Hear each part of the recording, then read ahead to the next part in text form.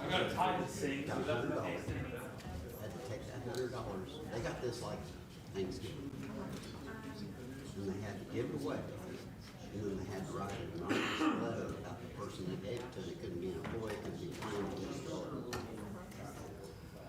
was really cool. Now they got happy Christmas presents. I don't know all of them like that. Merry Christmas. I do know that. Oh, garbage bag. Look, he's got it. I'm.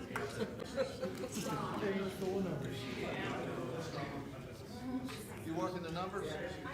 Well, I just got out to, so I'm here. Like, Well, I told him first he's not beginning, one of gonna my need to be friends fumbling asked around me with to numbers do while he's it. trying to talk. So, but then I promptly forgot about it. But I get these things that people were upset with because I put it wrong. So I Googled how will they get out. I just don't feel strong. So we loosened up, you know, Twitter. I'm about tired of signing, but we haven't had time to really monitor IC. We'll get back to that and monitor. Make sure there's something funny put it in.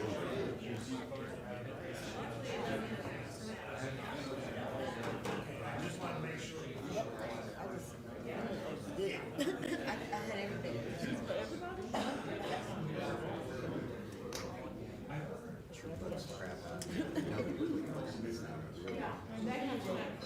got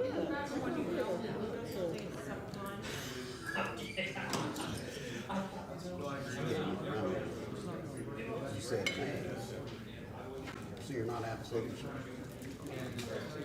You're not absolutely sure about anything. You can't tell what the hell's going on out there. It becomes a wild, wild west.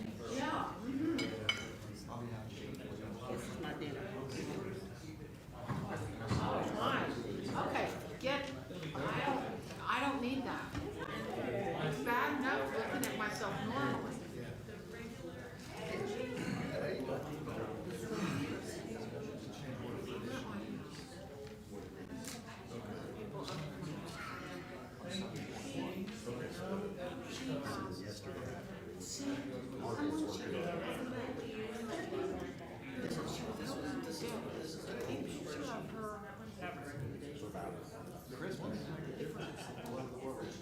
It's like heavy alarm. And Leave these people. I mean, I was just like, spectating. Friday morning when he sent it, or Friday night when he sent it, Monday morning I got 0 emails. I'm like, that's not right. Yeah, we had to do, well, another update. We had to do another update Friday. Yeah. So we took everything down Friday night.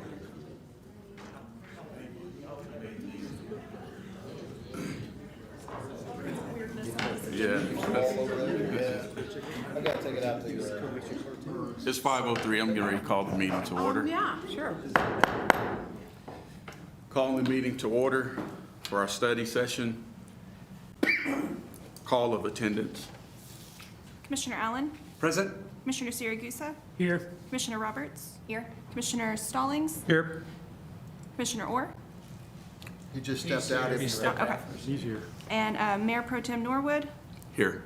Okay, and Mayor Pinkinen will not be in attendance this evening. Thank you, Sonia. Item number 2, at the Commissioner's request, discuss any item of concern on the scheduled regular session agenda. Anyone have anything? If not, item number 3, study items. We have on our study items tonight, 3.1, we're going to discuss the possible amendments to the public conveyance vehicle ordinance. Good evening, Mayor, Board of Commissioners. Merry Christmas. I was here a couple weeks ago. We talked about the public conveyance vehicles ordinance at that time. Rather than taken the approach that I take in real life, which is, measure once and cut twice. I thought I would appear before you again, measure twice and cut once before we put this on the agenda to make sure I know exactly what it is that you're interested in doing. Because there were some questions and discussions based on whether or not we wanted to regulate taxi cabs, ensure that they have insurance, and work with the taxi cab providers in the city. So in the agenda packet, there are 2 ordinances. This is an either-or ordinance, and we could draft more of them if you'd like to see other options. We discussed 2 weeks ago just repealing in its entirety the taxi ordinance. I'm sorry that Barney Fife couldn't make an appearance this week, but repealing it is what we've recommended doing, but there were discussions on making sure that there were insurance requirements met by taxi providers. So the options in the agenda packet, one is repeal entirely. Another one is to require those who wish to provide taxi services to come into City Hall, pay a $25 fee to get a permit that is granted by the city clerk, which the city clerk would then take a copy of the driver's license and insurance of the driver. That's what I'm here before you today to figure out what you'd like to do with this tax ordinance. And we can also leave it just as is, but the problem is we're not enforcing it the way it's written. We just like to make sure that whatever we have in our ordinances, we are enforcing. So the only part of that is the fee, the one-time fee or annual fee?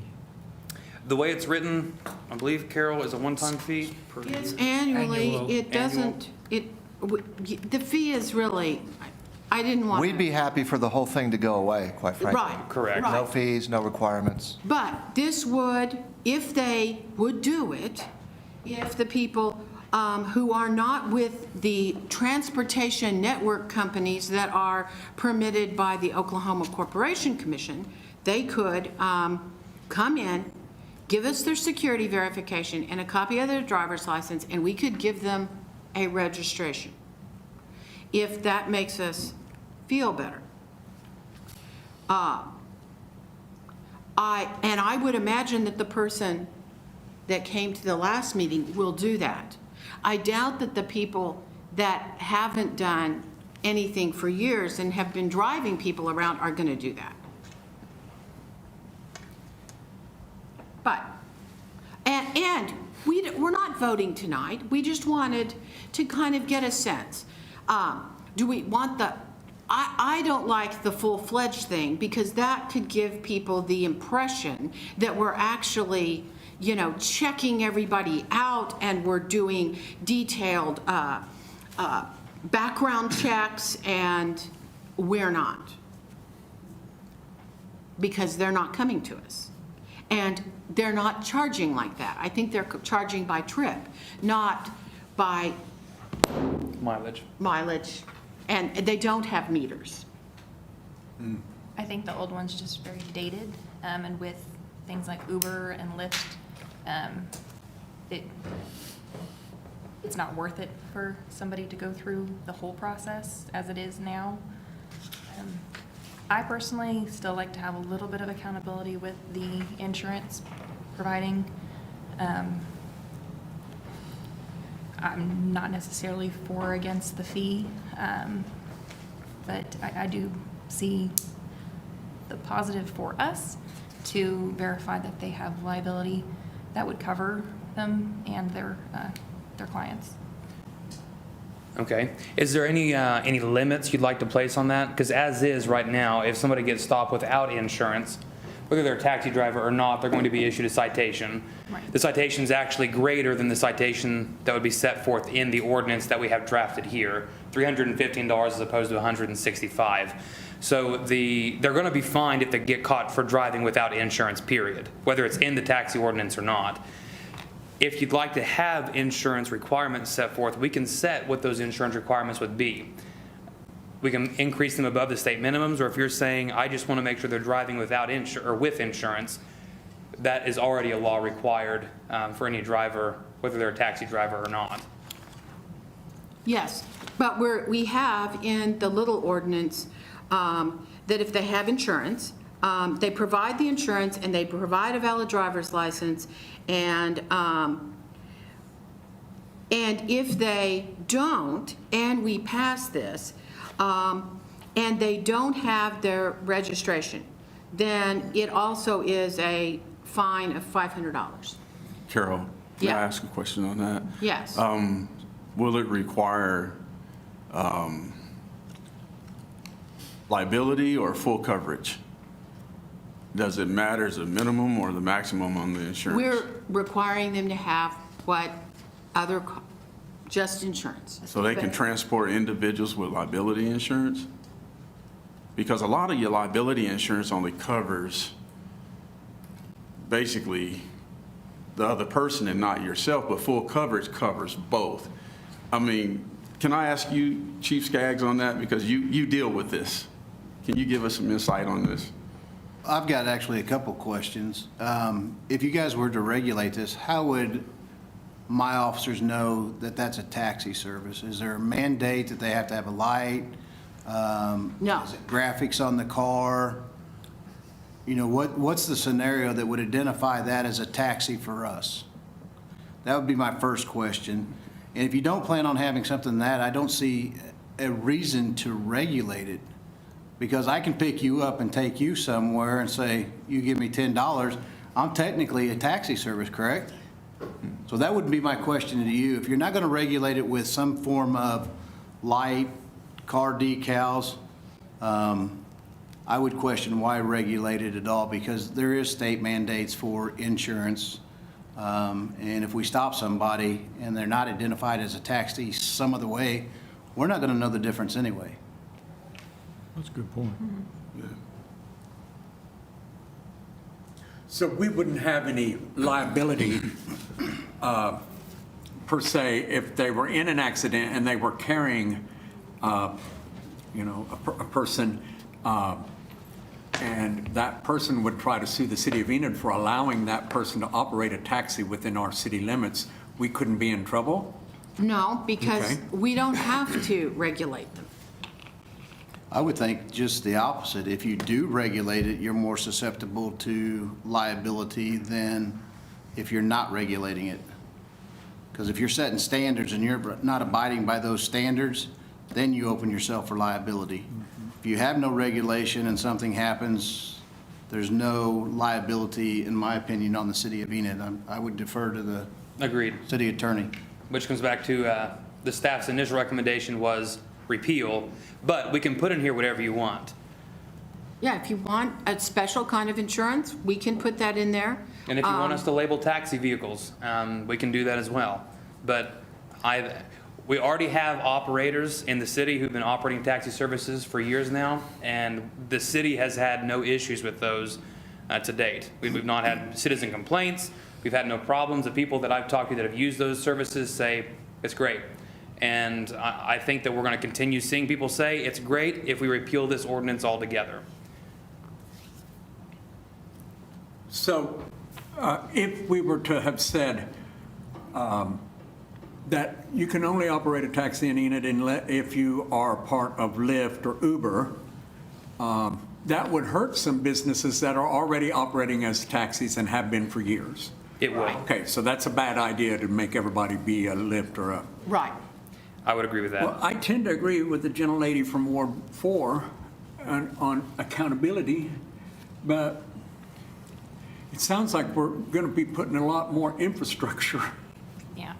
in place that's already there anyway, and that we're being asked to repeal.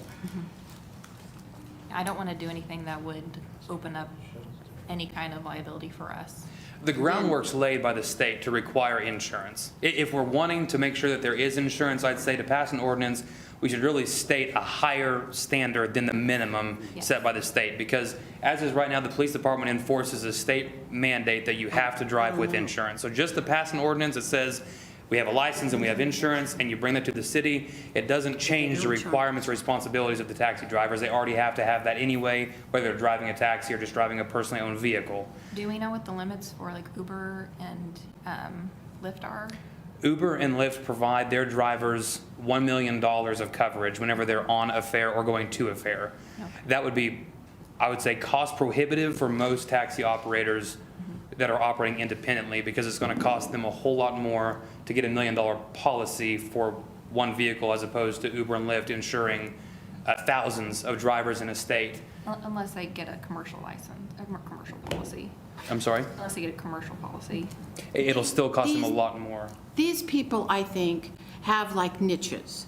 Like, they may belong to a church, and they take church people, but they charge a little for, these are not full-time, I don't think, Okay.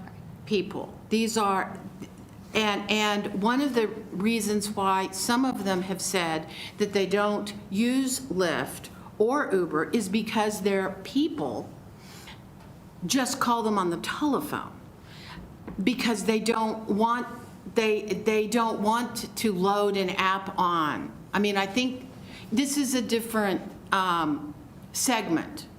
And Uber and Lyft are costly if you want to make, now internal trips inside the city of Enid, that's not going to cost an arm and a leg. But I did give one call because I had a friend that needed to make it to Clinton, Oklahoma. If you guys know where that is, it's out west of Weatherford, a solid 2-hour drive from Enid. One of the local taxi services said, we'll drive them out there and bring them back for $135. That same fare for Uber and Lyft would cost several $100s. Yeah. So you're able to, these independent operators are able to set their rates that make sense to them, and it'll rob the citizens of Enid, residents of Enid, the ability to utilize a cheaper service or a service that fits their needs better if we just require them all to operate as Uber or Lyft. Or if we saddle them with a very high insurance requirement that meets the test of Uber or Lyft whenever they're able to get corporate discounts that insure thousands of motorists. I guess if you want to make sure that the people have good insurance who are in the cars, then we do the little ordinance and we put in, 100,000, 300,000. If you want to make sure that the city has no liability at all involved in this, then we repeal. What we have now is that people shouldn't be giving people rides unless they look like yellow cabs in New York City. Mm-hmm. And we don't have any of those. My one thing that I had to say on this is somebody can come down with the 100, 300, show you it, And then cancel. turn around and walk out the door, call their insurance agent and change their policy 5 minutes later. So Absolutely. having that ordinance is not really beneficial, and it might also open up the door to us being liable. So, Well, and then the enforcement issue. That's a big one. Enforceability is tough. Yeah, and that's why we were doing the annual. But even that, if we required them to have annual, they can still cancel it. but wouldn't that put us more at a I'm- liability if we That's why- put a limit down? That's why That's why I last just want- meeting, okay. we said, this has been being handled by the population, and people have not been coming in and saying, there's unregulated rides, and we're really concerned about it. Mm-hmm. Okay. Have you heard enough? Yes. Thank you. See you guys in January. Merry Christmas. Merry Christmas. Thank you. Item 3.2, discuss revised building permit fee ordinance, building permits and permit changes. Scott? Yeah, hey, I'll just preface this conversation. We're looking for this, we're looking to gather more feedback from you guys as we try to put together a revision that, and give you the best information with that revision to make a decision on. So he's going to talk about some things in this presentation you've probably already seen that say proposals, and those could easily have just said examples, because we're not set on anything other than trying to improve our customer service and our ability to get contractors what they want, which is permitting quickly, reasonable prices, and just good customer service. So we actually have some, well, why don't you just start the presentation, because we're going to have some interactive stuff here with That's right. spreadsheets and what-if scenarios. And Thank you, Gerald. Yes, just to set your mind at ease, I don't have any any recommended path for you tonight. So on a spreadsheet that you see or during the slideshow, if you see a recommendation, it's really, like Gerald said, it's really an example to show you what it could look like. And then I'm excited, I put a little spreadsheet together that at the end of this, we'll go through, and if you want to plug in different numbers, we can see what those look like. And it might also explain some of the difficulty of trying to come up with a consistent rate that makes sense for us and makes sense for contractors. And getting your feedback on this is what we are trying to do tonight. So hopefully we can get a consensus and figure out how to move forward. So I thought I'd just start out and go over exactly how do we do things right now. And for new building permits on a residential home, this is what the ordinance currently looks like. There's a minimum for anything inside of 1,000 square feet, and then moving forward, it's really a sliding scale. This is a one permit fee that covers your building permit, your mechanical, electrical, and plumbing permit. So they're all done as one unit. And there are different categories to look through, and then there's kind of a sliding scale price, $16 per 100 square foot over 1,000, and then it starts to go down from there. If it's somewhere in the middle, you round up to the next 100 square feet.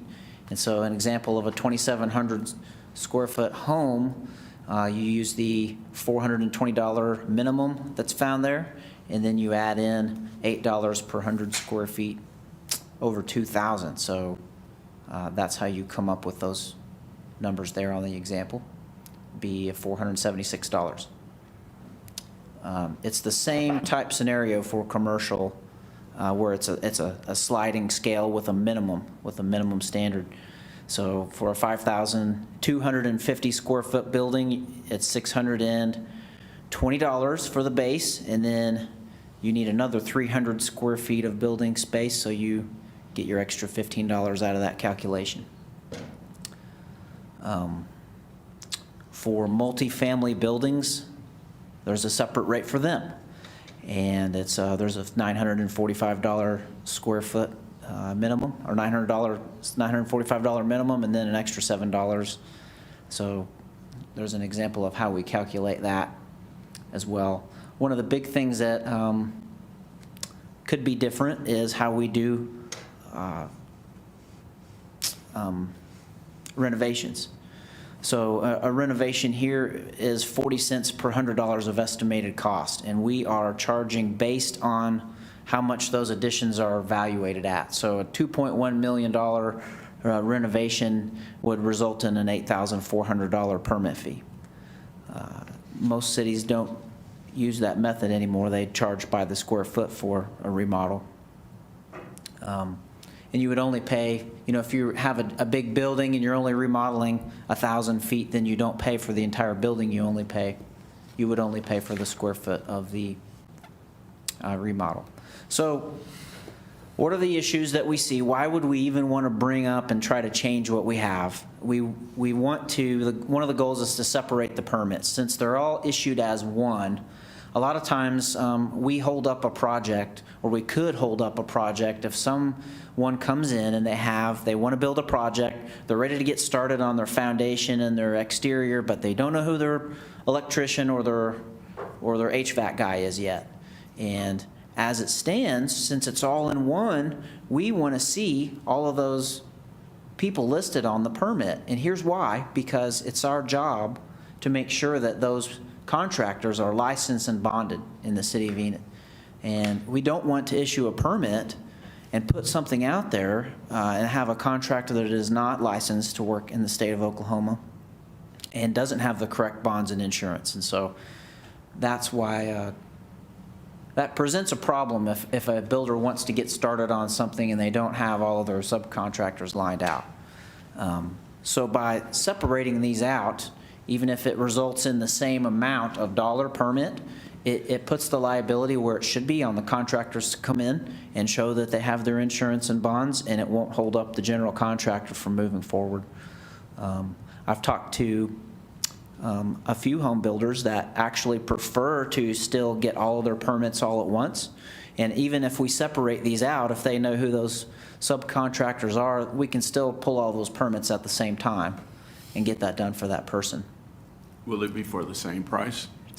That will If be they get 'em dependent upon individually. what this body would like to do. So we'll get into a spreadsheet here after this presentation, and we can figure out a little more in detail what you desire, and we'll move forward with that.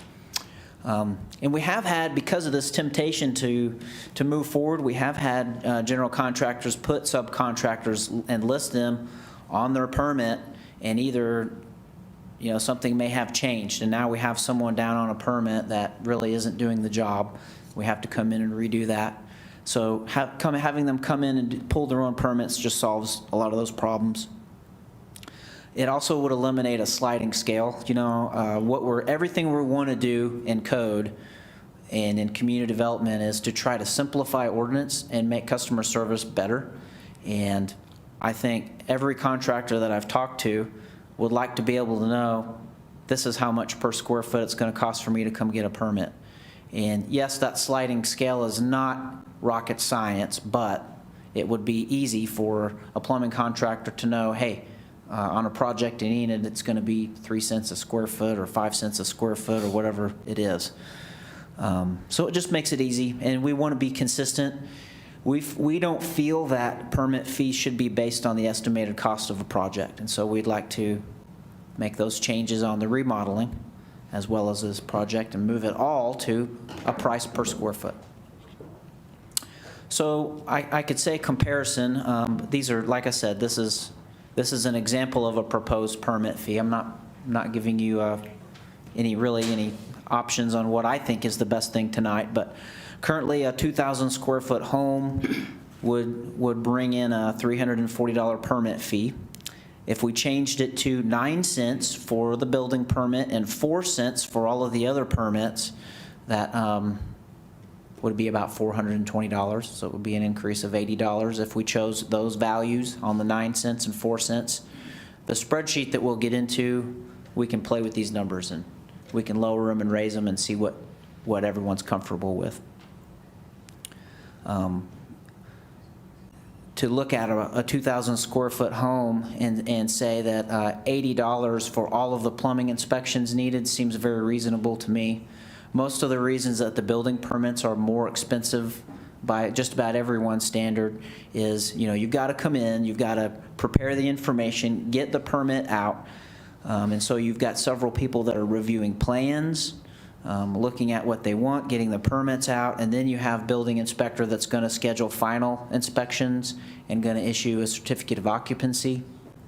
And so generally most every city has a higher rate for their building permit than the other ones. But like I said, we can play with those numbers in the spreadsheet and make them whatever everyone feels comfortable with. A 5,000 square foot commercial building is done pretty well the same way. It's the current permit fee is $620. If we use 12 cents and 6 cents, it would go up to $1,500. So we will look in the spreadsheet again, and I'll show you what some of the fundamental problems of trying to pick these rates are. You think that I'm just picking a number out of thin air, and I'll explain on the spreadsheet why there's a little more that goes into it. So these are for remodels. If we're doing a 2,200 square foot space, we're currently not even taking that into consideration. The current permit is based on the evaluation of what that remodel is going to be. So a $500,000 remodel, the permit will be $2,000. If we change it based on square foot, using those same 12 cents and 6 cents calculations that we had for commercial, the permit would only be $660. And if we had a very, very large project that came through, that was something maybe as much as a $15 million remodel, our current permit fee would be about $60,000. If we're basing it only on the 80,000 square foot, using that 12 cents and 6 cents, it would only be $24,000. So that's substantially less than our current rate. So we'll look at what other cities are doing. The average of Stillwater, Broken Arrow, Bartlesville, Harrah, Mustang, Guthrie, Bixby, Lawton, Midwest City, Newcastle, more in Ponca City on a 2,000 square foot home is $679.86. We're currently at $340. And on the spreadsheet, we'll see all of those figures. I've put the low figure and the high figure from all of these cities, so we can look at that information as well. And on a 5,000 square foot new office building, our current rate is $620, and the average is $2,030.69. The next lowest, we are the lowest. The next lowest after us is at $1,400 for a 5,000 square foot office. So we are low, a third of the cost of the average and more than half less expensive than the next lowest. I put together a few slides here. I know Commissioner Orr had a few of these questions about what are the total fees that we generate in permits. So in 2020, July of 2020 through June of 2021, we took in $144,703.69. And you can see, because a lot of our new construction rates are put all in as one, that's why the plumbing, electrical, and mechanical, are pretty low here, because most of it goes into a different box on our general ledger. And we did 2,416 permits last year, and only 532 were commercial. The rest were all residential. This is a quick overview of the code department budget. The total budget's $807,075, and of personnel services, it's $605,000. What I thought might be interesting is I took away the 3 positions that basically review property violations like high grass and weed and house dilapidations that don't have anything to do with permits.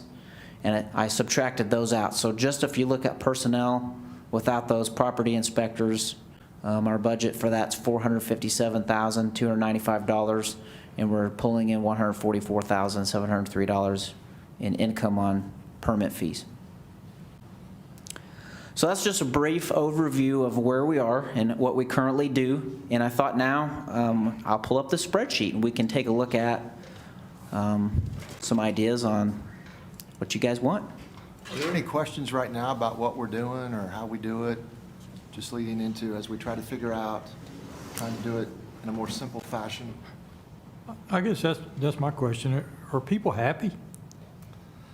Well, it depends on who you ask. So I guess, I think, well, the contractors that we've talked to, you've talked to twice, at least twice in 2 different meetings, I believe they just want certainty in the rates, good customer service, and quick permit turnaround. And that makes them very happy. That's quite a bit. Yes.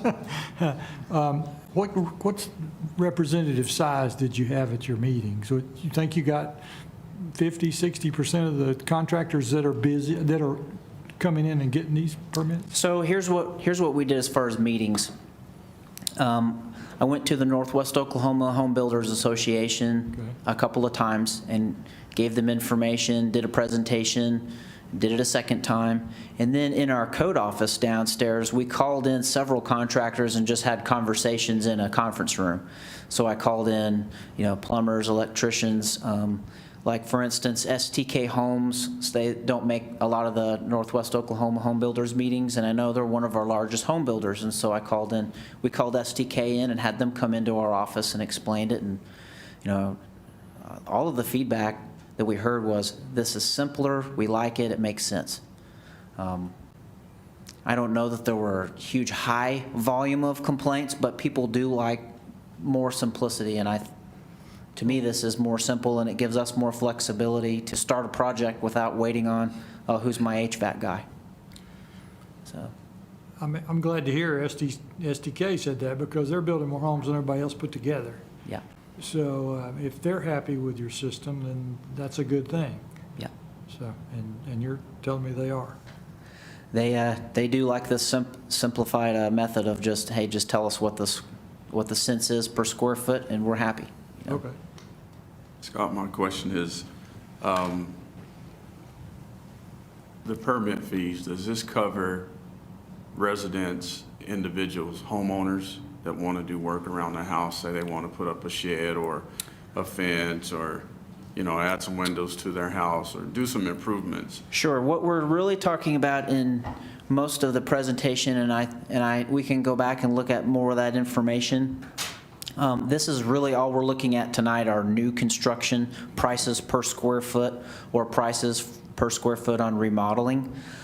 We did have a slideshow, and I can find that and pull it up if you want to review. But it did list some of the smaller permits that you need to do a fence or to do, some type of a plumbing or electrical issue in your home. And I thought I originally proposed, those were all like $35 fees, and we decided the 25 might be more appropriate. And at last I thought that this board was pleased with the idea of a $25 permit for those residential small jobs. What are they currently for residential? They're around $25, and then you add the OUBCC fee. Yeah, so we on were it. working to keep them the same as what So they are they're, now. I think they're $24.75, or just making it a round number and basically keeping it the same. Scott, on your budget, your income versus budget deal, you have, your commercial and your residential. We're residential, we're 3 to 1 on commercial. Out of those 1,800 residentials, how much of that is remodel compared to new? Do we have an idea as to how much new construction that we have? Because I know we didn't get 1,800 new homes here Right. in Enid, Oklahoma. That's a great question, and I would really have to do some digging to give you a good answer on that. The answer is that all of these have a GL code that get put into our system, and we don't have great reporting tools on how to get that broken down. So I would really need to look at all 2,400 permits and try to separate and do some homework that way. And if that's what you guys, if that's what you would like, I can get you an answer, but I don't have a quick, easy answer today. Well, what I'm looking at is, our east side of town has been forsaken for a long time. A lot of our houses there need Yeah. assistance and everything else as far as bringing up to maybe remodel or to extend a home over on the east side of town and everything else. I got problems with those fees to turn around and expand on those fees and make it more costly for a Yeah. homeowner on the east side of town. Well, I hear what you're saying, and I think if we change to a price per square foot on the remodeling, I've showed you that, it can be less expensive to do it by a square foot than it is to do it based on evaluation. Because if you're adding a 600 square foot to a home, that price for someone to come in and build it's going to be hefty. But 600 square foot, you can do a simple calculation here, and probably it'll come out much better for them to change it to a different way. And what are we going with our base fee, building permit fee base for remodel? Right now, it's based on valuation. What we would like for it to be based on is either a residential or, depending on the use of the property, a price per square foot. Well, that's So- what I'm looking at, is a price per Yeah. per square foot. Like if I wanted to throw 600 square feet on my house. Aaron has already put the 600 square foot in there on the residential calculation. That permit would only be $102 to do all of that. And if there were no plumbing, then you wouldn't need a plumbing permit for that, so you could mark that $18 off. So it would be very reasonable to change it to a different way. And what would that cost at, just say in general right now, what would that cost? It's 40 cents per $100 of what that project would cost. So I don't know what a contractor would charge for 600 square foot, but I don't know if you can build anything for less than $100 a square feet. So I'm not going to try to do the math on 40 cents. Maybe Aaron can do it for us. It'd be Yeah. 6,000 times, what'd you say, $40? Is that right, or? 24 something. 40 cents, not $40, 40 cents. $2,400 versus, Whoa, $2,400? And it'll only be 102 if we, Yeah. whoa. Keith brings up a pretty good issue about that side of town. Is there any models around where there's some sort of a discount for like a ward that's underserved? I have not seen one. I have not done research to look for that specifically, but I have not seen one. One of the things that I think we're going to look at in conjunction with this to help with those concerns is a separate program. Because we think with good governance and fee setting that there should be one fee for everybody. But we understand there's economic disparities and other disparities.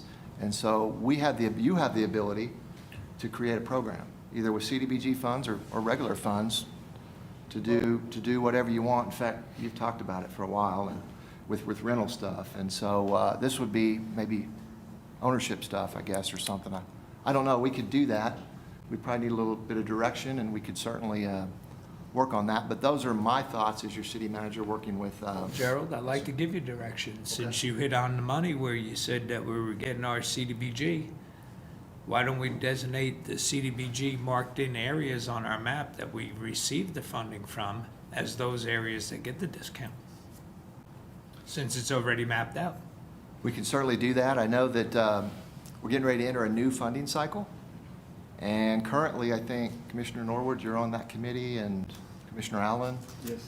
And I don't remember. Commissioner Roberts, she's on that committee. So three of you are on that committee, so you will, it's a five-person committee. So I think you will have very strong influence on what comes out of that cycle that's getting ready to start. And I think those, we'll probably start with some meetings, will it be in February or January? Should start February. So we think that probably a program could be crafted that way that might address the concerns you're talking about and not try to do it through fee setting, based on, I don't know, income differences or something. I mean, my thing was since we received federal money for the CDBG, the fact is we have mapped out areas that allow us to receive that money. If it's already mapped out and everything else, those are the areas that should benefit from a break from building fees, from, those costs. Because I think we're getting supplemented otherwise for it. Yeah, and I think that the census tracts, I think, is maybe what they're called with low to moderate census tracts, and we certainly do that. We're Yeah. required to do that and/or ensure that the people that are impacted by whatever we do are in that class. Carol, did you want to? Yeah, I would think you would, rentals would be one thing, where ownership, if someone is in a census tract and ownership, then I think that would stand up legally if you, in certain census tracts, and if you own your property, or a family member owns it or something like that, then you could discount. Absent that, it would be really difficult. Additionally, remodeling is probably more what's going to happen there. A lot of the, so you'd probably just be, one of the things is to be mindful that remodeling residential is that the increase would be moderate. I wouldn't worry so much about the new houses over 6,000 square feet, is what I'm hearing from the city council. They're not worried about people that can buy or construct 6,000 square foot new homes. They're worried about people who want to fix the porch and the sunroom. Well, I'll add to that, Carol. I'm also looking at some of my vacant commercial buildings that I have in my ward, that I don't want them to turn around and have to spend, above, so I can get some good businesses into my ward. We're in need of them, and I don't want it difficult on them as far as renovation fees to turn around and bring their business over to the east side of town. Okay.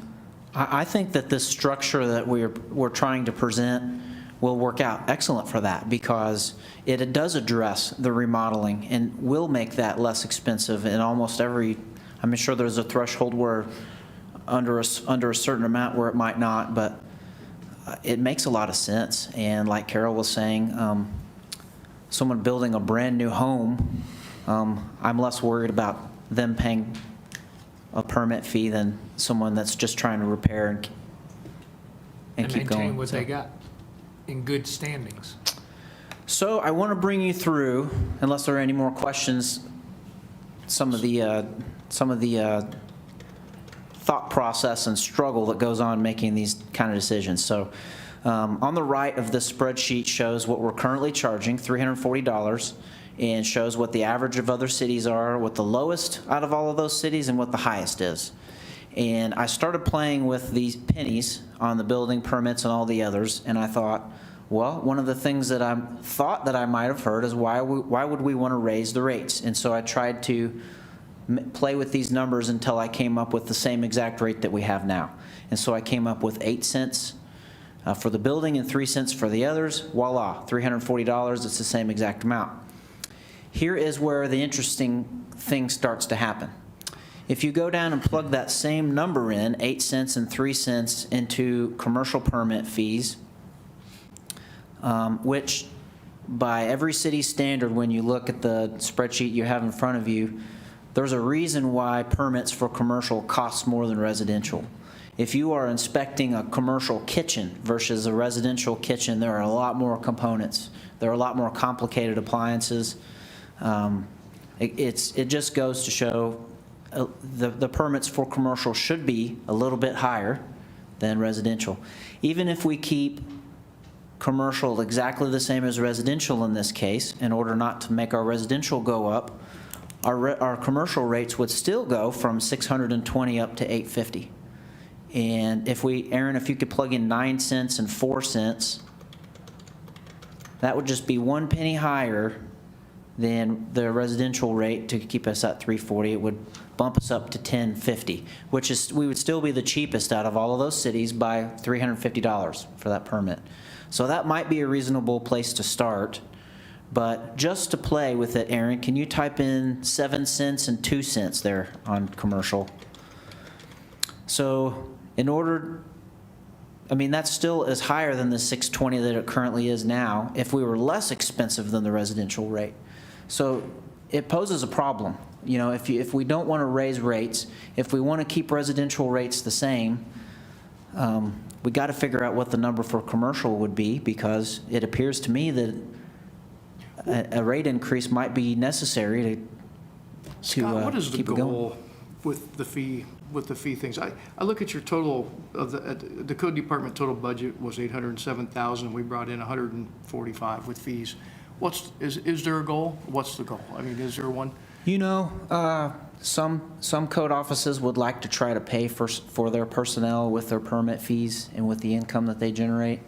I don't think that's been the goal of this, of the city of Enid. I don't understand it to be your goal or anyone else's goal on the mayor and board of commissioners. Yeah.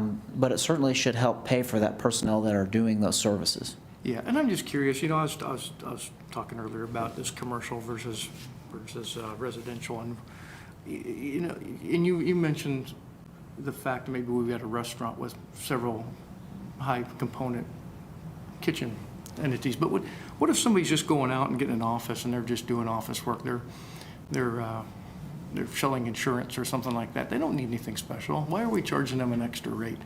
It just doesn't sit well with me. I know that's the way it is at most places, most cities, but why is that? I mean, I know I don't want to make anything harder than it has to be, but is there any way to look at that and say, hey, there's nothing more in here. This is basically a residential house that this guy's going to sell insurance out of, which makes it commercial now, and now we're charging him higher rates for what?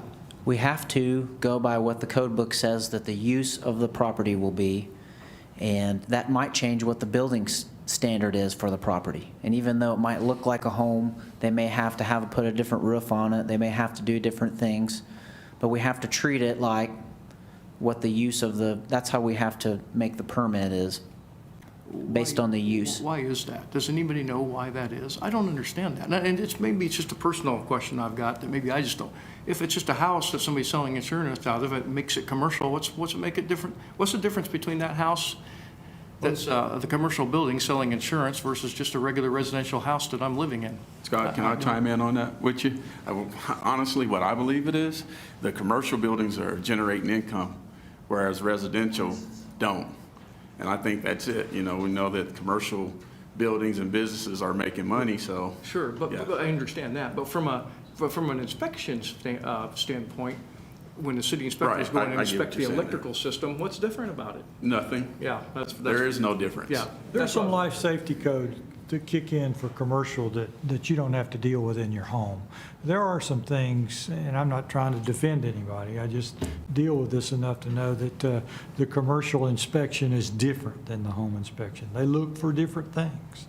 They write you up for different things. You're going to have ADA bathrooms and maybe sprinkler systems and different components. Yeah, there's a lot of the. So your electrical Depending on the is up kind of on insurance, commercial compared to residential. you could have a home business. I mean, if you're converting it into an insurance business with, lots of people. But if you're a niche or something and you don't have a lot of people, you could have insurance being sold out of a house. And nothing changes because we have certain home occupations. It depends on how many people you're going to have. So it just kind of depends. But granted, if you're going to have a State Farm building, then Well, let's just use an it's gonna be example. I commercial. can think of David Burrows' insurance place. Looks like a house. You've probably seen it. You've driven by it on Owen K. Garriott. I don't know for certain, but I believe it's zoned commercial because he has to be in an area that's zoned to allow him to operate a business. So I'm thinking that's commercial without looking, but Carol, I don't know. So Okay. I'm assuming that if he would come in to add on to his building because it's a business, would that be commercial or residential, even though it looks like a house? Okay, so for example, if you are a standalone CPA person, or he by himself is selling a certain kind of insurance or a certain kind of policy, he could do that at his house if he's only going to have one person come in. There's home occupation. You can't sell, you can, there's certain, that's allowed. I don't think most people are doing that, but as we have more internet and more of this kind of technology and stuff, people can have fairly significant businesses and you wouldn't even know that there's a business going on. So, that is, So likely when they come in to get a building permit, we wouldn't know, so unless they told us, and maybe we'd still yeah, or treat it they, as residential. and most likely, a person doing that wouldn't need a building permit because they don't have that, my husband works from home. I don't, Well, Carol, no what we're one ever talking about shuts is renovations and building new stuff. I know, but he was saying, it's, I just wanted to share that if you're starting out and it's part-time and stuff, If you make no renovations or aren't building anything new, then this ordinance would not apply. I agree with you. I think, okay. is that what you're saying, or? Well, I guess what I was trying to say is that you can have businesses in residential. You were saying, why, there are businesses in residential areas. That's all I was trying to say. I get it. I just want, I think the goal here is just to keep these necessary evils as low as possible. Right. And even on the permit fees, that we're talking $35 for, I'd like to see a reduction in that actually, maybe down to 20. Okay? That's just me. I don't know if, I think on the residential side, that's what we had anticipated, and it's already in the draft ordinance, so that's on the residential side. On the commercial side, I think we had 35, and my understanding was that's what it was. We weren't looking to raise that. So we can look at what it is and The commercial minimum permits are 50, and the residential ones, I think as we've written them in the draft ordinance, was from 35 to 25. If you want to give Carol direction on to make it less than $25, we can take that into Does consideration. there have to be a difference in commercial versus residential? Well, I that's mean, a good water heater's- question. A water heater's a water heater, whether it's in a commercial building or a residential building, right? I'm just trying, I mean, that would make it simpler, maybe, wouldn't? They're different. we and had a there's- conversation about Yeah. that. I think that there is complexity in the commercial, which is, They're a lot different in the complexity. I'd like to of see just a the- straight across the board fee if we're gonna charge anything at all. Hey, if a water heater needs inspected or replaced, 20 or 25 bucks across the board, I don't know why we need to charge more for commercial. That's just me, but Well, your commercial water heater is a lot more in-depth than a home water heater, unless you're running a very small business. maybe. Yeah. You would have the same exact one, but you go and take a look at a commercial water heater, you're talking about over But- 100-gallon water heater, Right. and you only have a But what do- 50-gallon in your house. But when we think about time-wise, when an inspector goes out and looks at it, when it takes 10 to 15 minutes to inspect a residential versus 20, 25, maybe double the time? I mean, is the time worth the extra cost? That's what I'm asking. I don't know if it is or not. Well, with the difference in the price, I really don't see that As a general as a statement, general. any inspection on a commercial property is more complicated. Not in every circumstance. I understand what you're saying. Not in every circumstance, but as a general statement, they are more complicated. But I guess what I'm asking, I can just take that a step farther. What I'm asking is, does it really matter to our budget whether we're charging 25 or 40 or 25 or 50? Is it really making that much difference on the revenue, on the income? I guess the simple answer is probably no, but Do we even care I about think the further down you put that budget, the more you put it on taxpayers and utility payers who aren't doing projects. I mean, the goal of trying to keep the rates where they should be, and these other cities that are charging more than us, they're not doing it to put money in their pocket. They're No, trying I to. know, I know other places are different, but I'm just saying, we're already paying a 9.25, was it 9.8 or 9.25% tax here? I mean, it's already Right. sky high, Scott. And I think we have a solution in front of us on this spreadsheet Yeah. that we could keep the residential Yeah, rates and- the same, and we could still be the cheapest in the state of everyone that we've researched on that list for commercial projects. And that could be a victory, where we could even raise the rates for commercial permits just a little bit so that they're slightly higher than residential and still be the least expensive of all of the cities that we've looked at. And we could maintain our residential permit fee exactly the same rate. I think that would be a win. Well, I agree with you. Yeah. Like I said, I know it's a necessary evil, and I just want to keep it as low as possible. I don't want it to be a burden to anybody out there that wants to start a business or actually wants to go get a permit.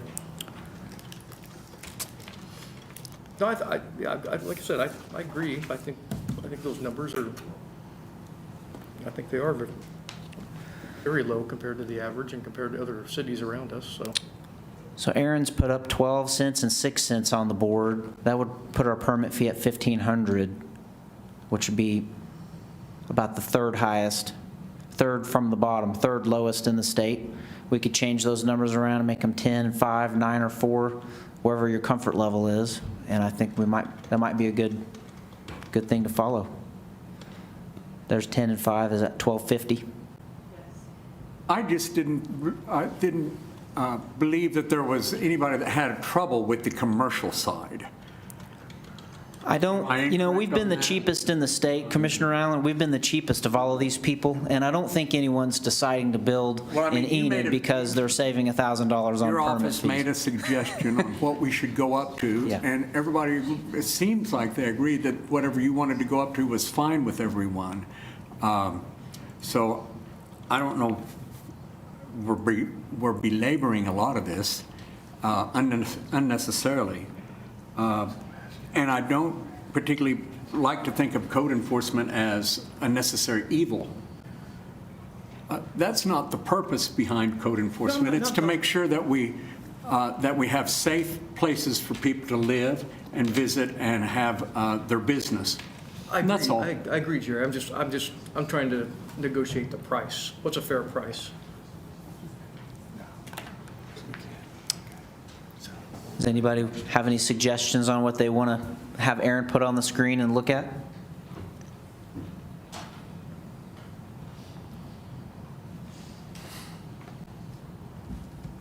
On commercial or on Residential or commercial? So what did you have originally with commercial? Let's go back to that. So the very first thing that we had was 14 cents and 7 cents. That should calculate out to 17.50. That was the very, very first one that we brought to you. Right. The current is I don't- 620? But I messed with the current 620. And so what started out on this spreadsheet when we came into the room was the 8 and 3, which to match the residential. And my suggestion is that it should at least be 9 and 4. It should at least be a little bit higher than residential, so. And where does that put us in with everybody? That puts us at 1,050, with the average being 2,030. And the next, we would still be the lowest, and the next lowest would be 1,400. So we're still $350 less expensive than the next lowest. Yeah, and the problem is, as we looked at this, we've looked at it quite a bit, trying to find the right combination, the Goldilocks approach to permit fees. And the difficulty, like Scott showed you early on with the commercial side, to try and keep it the same as what it is in this example of 5,000 square feet, is that it'd have to be less than residential. And the residential, we were trying to keep the same. The only way we could accomplish that is by lowering the residential. And certainly, like Scott said, we can consider everything here, but I think we've gotten some good input that I think the desire that I'm hearing is to keep the fees about the same as they are now, particularly for residential. And so, Scott's showing 9 cents and 4 cents. I don't know, some combination of that or something is probably at some point what we may bring back. I think what we're going to do is do some more outreach with, again, talk to the contractors and maybe some of the trade contractors some more. But we certainly have plenty of time here to get more of your feedback on this deal, because. Well, I'd like to grind it out. Okay, let's. I don't know about anybody else. This is, I'd like to grind it out right here. And the reality to this, Jerry, and Scott, myself, most of these permits that we're looking at, these are just people who are honest. I mean, probably, I can't throw it, maybe 40, 50% of the individuals that do these type of improvements on their properties, they don't report it. It doesn't go to the code department for inspection or anything like that. Someone called their uncle over to hook something up, and that's a done deal. What we're looking at are numbers that are being reported. People that are just honest and say, hey, I want to do the right thing and go get a permit, and that's it. So, I mean, if it was about money, we're missing a lot of money already. But like Commissioner Saragusa said, I really would like to see some type of relief to those that are unable to afford high cost and permit rates. That's my goal. Okay. How does this look on the screen right now? Is this something, if we brought forward these rates? I want to address one issue first. Yes, sir. I think we've already established that what we charge and what we gain out of this does not cover the cost of the code department anyway. Is that correct? Yes. Okay. So this austere body often has trouble with something like a swimming pool not carrying its weight, maybe a golf course or parks not carrying their weight. I mean, this is something that has value, and I don't expect it to carry our fees to cover the whole cost of it, but it needs to, well, it hadn't been raised in 15 years, and our costs have certainly gone up. I don't think anybody disagrees about that. And that's why I say the commercial side, when you initially came to us, I felt like everybody felt very comfortable with those increases. and that on the residential side, we needed to address that. You went to 35, it seemed like people up on here will go 25 or 20. Isn't that right? I mean, you know, without taking a straw poll, you know, I'm just trying to find a comfort level. Somebody take it from there. What do you feel like? What are you thinking? Jerry, I agree with you, Jerry, like 100% on that. I had absolutely no issues with the new building. It's the remodeling and certain fees, you know, like the hot water tank fees, stuff like that. That was my main issue, was a remodel. Because everything that's gonna be done in my ward, there's not gonna be new construction in my ward. I already know that. There's mostly gonna be remodel of what's there and also remodel of my commercial buildings to bring in businesses. I mean, yeah, I might get some new buildings out on 54th in the industrial, which we do have new buildings going up as far as, you know, TNC Meats doing their facility out there. But as a whole, my ward is residential and remodel. There's not gonna be no new homes built. So I want the remodel side so that my residents can do that without the extra fees. This seems to be a circular conversation that just keeps going around and around. And I agree with you, and Gerald has thrown out that he's going to try to get a plan. So why don't we wait and see what a plan looks like and then deal with these fees? Okay, yeah, we can certainly do that, because we can start working on a plan to address what you're talking about. What Scott has talked about with renovations, whatever rates we settle on will be a significant decrease for permit fees for anybody doing renovations anywhere. I think our proposal is that the rate would be the same. It also makes it simpler. The rate, instead of being 40 cents per the valuation of the property, it'd be either 8 cents or whatever we determine residential and whatever we determine commercial is. So we can certainly work on a program, CDBG or otherwise, probably bring it back as quickly as we can, because there is some benefit into doing this. The real benefit in doing this is not, it doesn't have anything to do with money, in my opinion. Okay. I mean, we're not raising enough money here to, whether it goes to 8 or 12 is not going to make a difference in keeping the lights on, at least right now. Now, it may have in the past, and you've been here when it was, but the city's in relatively good condition. We want to make sure that it makes sense to people and that the majority of people are buy-in, particularly the contractors and the individuals. And on the, you know, the comment I just have to say about people that don't follow the code, you're right. There's people that don't follow the rules anywhere. Enid's not the only one. However, on new construction and things, it's kind of harder to build a house and not get a permit. And so, you know, again, we're just trying to make it simple. So you're right, it is kind of getting circular, so I'm going to stop talking.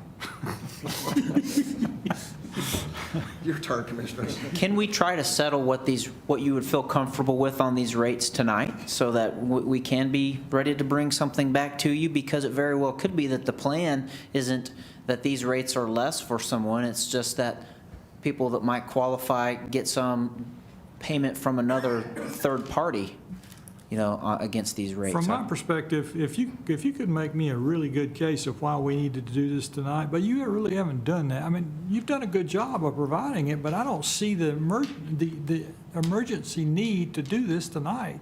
I would rather see how we're going to help the other folks and then put it all into one basket. But and I'm not beating on you about that. I mean, you've done a good job, but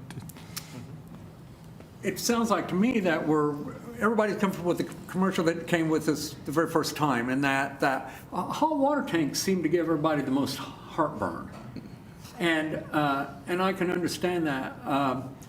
And so maybe maybe do that, the $20 deal, and there's also other things that we can do if we feel like people need to apply for assistance when one of these situations arise. There might be some other group in Enid. we can give some CDBG money, we're not talking about $20,000. Could help, and you just reload that every 3 years or whatever when it runs out. I mean, you can give a hardship request. That might be an option that we have. I hate to complicate things any worse than we are, because simple is better, and it's obeyed better when it's simple. And there I just took us in another circle. Well, and that was my opinion. If you want to go ahead and move forward with these rates tonight, I mean, Well, we can't move forward. We're not moving forward we're in a anyway. study session. I got a good idea, so let's, unless there's more feedback, let's move on. All right. Thank you, Gerald.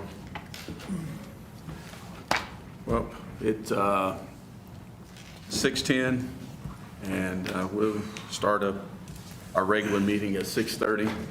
We get a good bunch of cookies during the break if anybody wants to partake. Okay, we have punch and cookies back there for everyone in the room that would like to enjoy that, and we're going to adjourn from our study session.